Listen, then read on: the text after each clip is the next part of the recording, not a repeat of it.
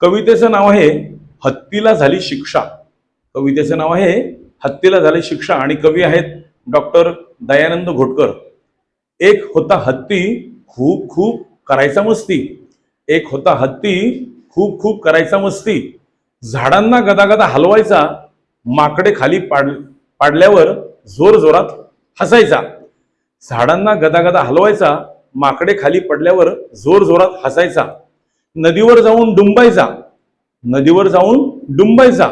सोंडेमध्ये पाणी भरून सगळ्यांना भिजवायचा, सोंडेमध्ये पाणी भरून सगळ्यांना भिजवायचा. अंगावर माती उडवायचा, नारळ केळी तोडायचा. अंगावर माती उडवायचा, नारळ केळी तोडायचा. सगळ्यांना फेकून मारायचा, सगळ्यांना फेकून मारायचा. एके दिवशी हत्तीने खूप दंगामस्ती केली.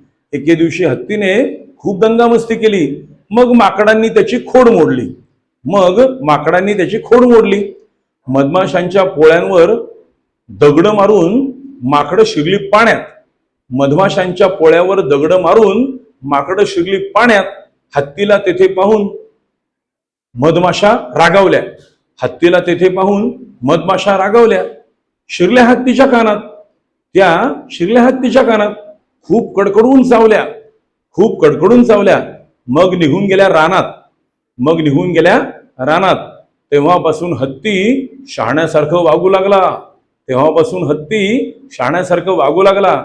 रानात सगळीकडे शांतपणे फिरू लागला. रानात सगळीकडे शांतपणे फिरू लागला.